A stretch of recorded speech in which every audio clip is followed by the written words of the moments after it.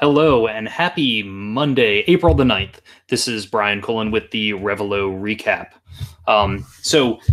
Tonight it's just going to be me flying solo on this Revilo recap. If you happen to tune in and catch the episode the other day, I've been publishing them on Friday mornings to the Norse Foundry YouTube channel.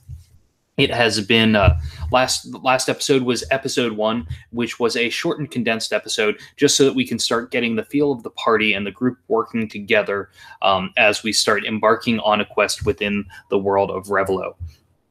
Now, we were able to accomplish quite a lot within that first episode. If you have any questions along the way, please do not hesitate to ask, because I would love to talk a little bit about the mechanics, the setting, the species of the world, and things like that. For tonight, we're going to have a quick 30-minute episode. And so in the first episode, we explained the 3 characters that we're playing.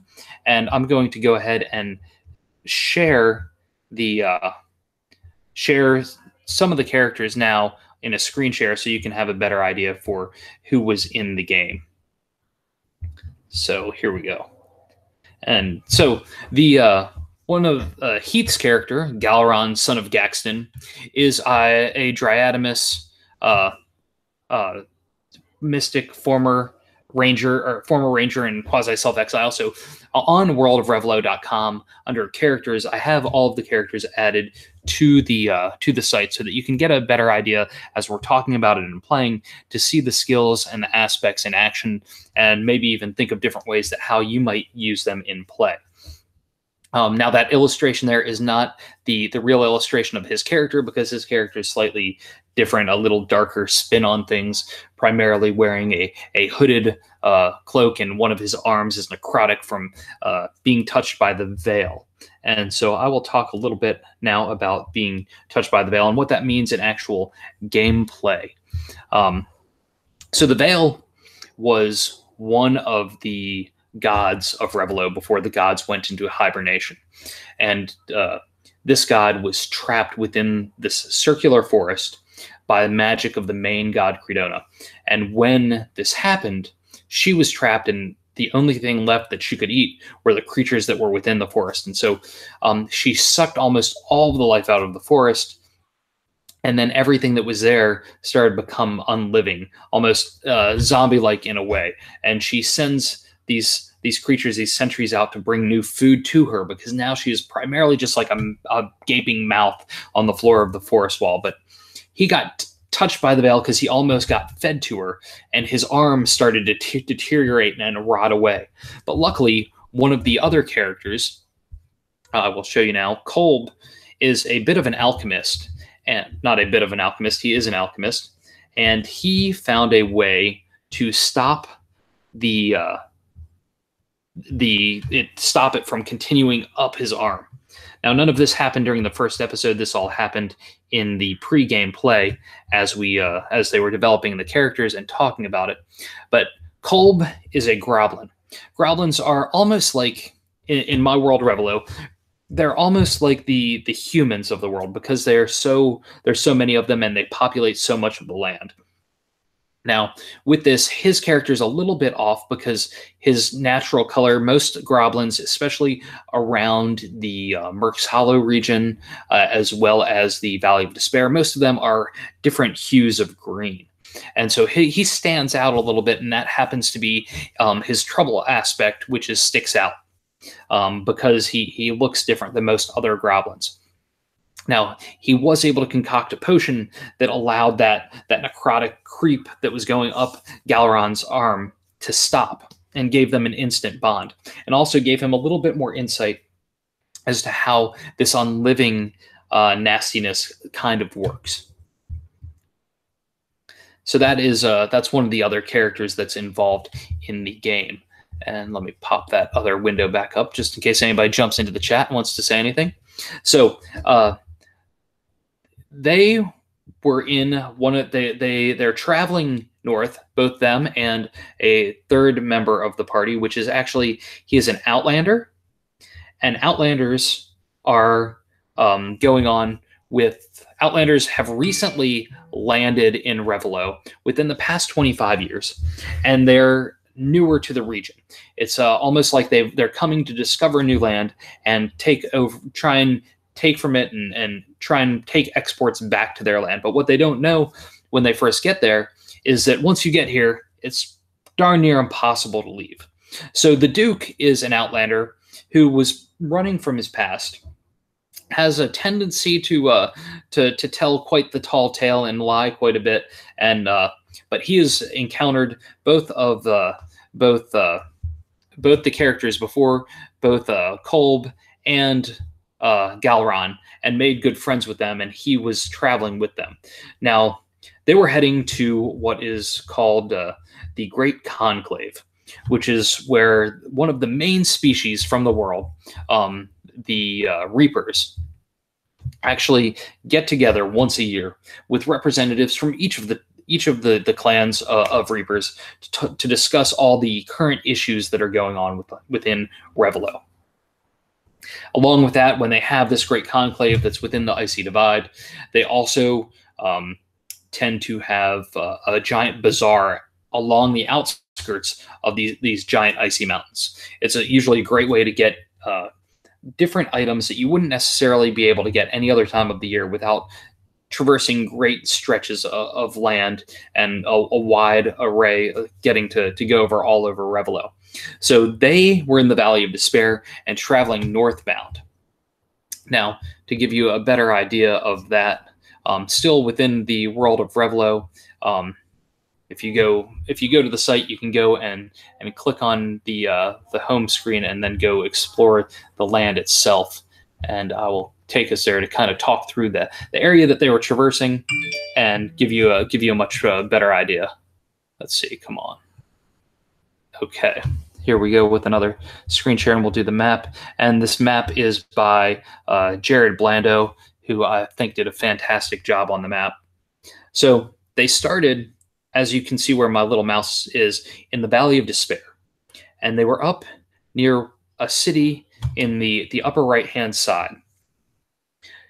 When they were sitting in the Woken Milk Inn, and a couple of Outlanders came up to them and talked about how their party had been traveling through the forest. They didn't realize that within the Forest of the Dead, there were these unliving creatures, and they were essentially ambushed by these unliving. They talked about all the wonderful things that they had in their cart and things that they could easily give them in return for the help, because they had heard of this Grinotar that had the necrotic arm. And I did the wrong. Anyway, had the necrotic arm. So they convinced them to come with them. And when they got into the forest, they were, after traveling for quite some time, as quiet as they could be, they were attacked by a leopard, which is a giant cat-like creature that has these mesmerizing eyes, that has been the magic of the Veil transform them when she first encountered them within this Forest of the Dead, and it gives them this mesmerizing quality. Now, all of the stats for the Leopods are being worked on in a creature collection bestiary style book for Fate. I was actually working on the layout of that today, and that it goes along with the book Revilo Creature Collection Volume 1, which I've shown. If you watched the first episode, you will be able to look through and see, as screens come up, you'll see the imagery that's in the book and some of the story that goes along with it. Now, so these Leopods attacked, and luckily there was a lot of great rolling on the group's part, and terrible rolling on my part, because I always roll horribly, that allowed them to get away from the creatures. Now, they also found, which the Duke didn't share with anyone, he found what looked like a wanted poster for himself from Merc's Hollow, which is interesting because since he is running from his past, I wanted to tie in a way for these Outlanders to have a reason for pulling them in, aside from the idea that perhaps their party was actually captured by the Unliving. And what the players don't realize is they really came and they were essentially bounty hunters coming to try and catch the Duke. And from that, they were setting up an ambush. But while lying in wait to ambush them, they were attacked by the Unliving. So we'll see whether or not they encounter the ones that were lying in wait as the adventure continues, or if they just never run into them again. Now, there is a wagon full of interesting things and pieces, like bits and pieces and elements from the continent that the Outlanders come from, that could come in very handy for trade as they get to the bazaar that's outside of the Icy Divide, when it comes time for as they get to the Great Conclave. But that's also, it's a little trickier because in this Forest of the Dead, you really have to be as quiet as possible. You really need to be silent to not try and bring on any of the Unliving. Because if the Unliving start to come to you and they realize you're there, they are going to drag you and take you to try and feed you to the Veil. And that is not going to work out well for anyone, because there are strong pulls within the forest. And luckily, Heath's character has spent a lot of time there, having grown up there. And I will change out, if you go to worldofrevilo.com, the image for his character I just realized was not right. I put in a Dryadamus as opposed to a Grinotar, and I will update that once we are done here on the video. But that is but those characters are up. If there's anything that you'd like to see added to worldofrevilo.com, make sure to reach out through the comments here below the video. Or in the chat now, because I'm happy to share some additional information about those. I'm curious to see which direction they go, if they go back in towards the Valley of Despair, or if they continue out through the rest of the forest to then get to the outlying area. And to kind of share a little bit more of where they're heading, let me pop this open real quick. And to give you a better idea, so they're right now somewhere in here within the Forest of the Dead. Once they get all the way out, they're going to be traveling most likely across the Waijude, the edge of the desert. Out in the desert, there are giant tunnels going all throughout underneath, filled with some of the most amazing cities in Revilo. They could follow along the edge this way and just skirt by the river that lies on the outside of the floating forest, and then head up towards the Icy Divide to go to the bazaar. There's a lot of different possible ways that it could go, and we'll probably also introduce another player next game with Alan, assuming he can make it to that event. So hopefully we'll mix things up a little bit more, add some more interest and intrigue, and see which direction the players tend to go. So a lot of times when it comes to a game itself, especially with Fate, I like to have certain elements, certain species, certain characters, and overarching ideas of what could be going on, but really leave it to see which direction the players take it. Because for all I knew, when the characters were in the Woken Milk Inn, they could have said, you know what, Outlanders, I'm not going to go with you. There's something fishy. Or they could have tried to pick up on their deception to see if they would have noticed anything and known that they were trying to deceive them to convince them to come with them. So there's a lot of different possible ways that could be played out. So as a game master, trying to leave things very open-ended is really how I like to go about running things, because I don't like to make it feel like someone is confined to a specific path that they must take when trying to add to the story. Also, next game, I'm going to try and make sure that the players know more about how they can add to a scene by spending a fate point to really help add to the narrative a lot more, because I think they're doing good. And as that being our first 1 hour episode of playing together, I think as we continue to play together and tighten how we communicate and how the game goes, I think it's going to go really well. And I think everybody's going to feel more empowered to really contribute to help build out the story and the setting, because everything is up for grabs. A lot of the different creatures and characters can definitely change and shift how this story within Revilo goes, and it could even alter the fabric of the main canon of the story if needed. So, looking at some of the other things that occurred within this game, there are a couple of elements that are unique to the setting versus what's in Fate Core. We are developing alchemy as a skill, especially with Drew's character Kolb, and a lot of that is kind of developing as we go to see what works and what doesn't, and then what is going to end up being in our core campaign rulebook. The gods themselves and the magic and how that works. Right now, we don't have anyone in this particular party that really uses magic. I think that may change as the characters unlock milestones and finish story arcs, especially depending on how the story goes and how their characters evolve throughout the course of the game. Because the gods are such a big influence on what's going on in the major themes in the story, I have a feeling that could have characters lean into that a little bit, especially once they become more comfortable and familiar with the setting as we play more adventures. Because the way magic works in this game, there's a conjure skill, which basically, if you have that skill, you can call upon any of the gods to do really minor spells. But then if you take an aspect relating to one of the gods, because most of the gods are almost elemental based, you can then invoke that god to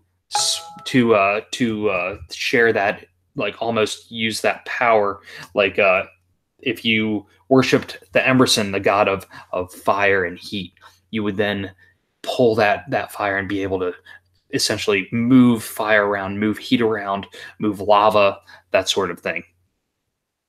So that is that's kind of how magic is going to work, and we'll refine that. I've got another game that I play with live that will also influence the mechanics and how this game runs as we go. If there's anybody watching that has any questions about the adventure or how we or the game, please feel free to throw it into the chat. So then, talking a little bit more about the individual characters. Let's see. I'm curious to see where Eric takes his character, where he takes the Duke, since he is on the run, and since he has his aspects are I lie so often I don't even know when I'm telling the truth.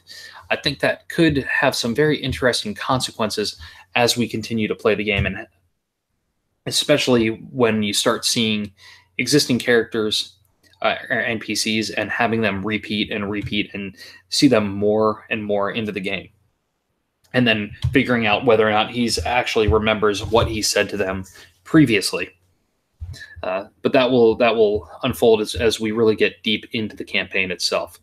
The Kolb and his aspects, aside from the sticking out, and he really is going to hopefully be able to use all sorts of different elements and help develop some of the plants and elements like that are within Revilo that will then become components in his alchemy, since that is so much more of a science base than the magic that is powered by the gods. And because this episode was really short, that pretty much sums up everything that really happened within the game. If there's any questions about how the mechanics worked while we were playing, let me know now. We've got about 10 minutes left on the scheduled time for the Revilo recap. And I'm going to check one more thing.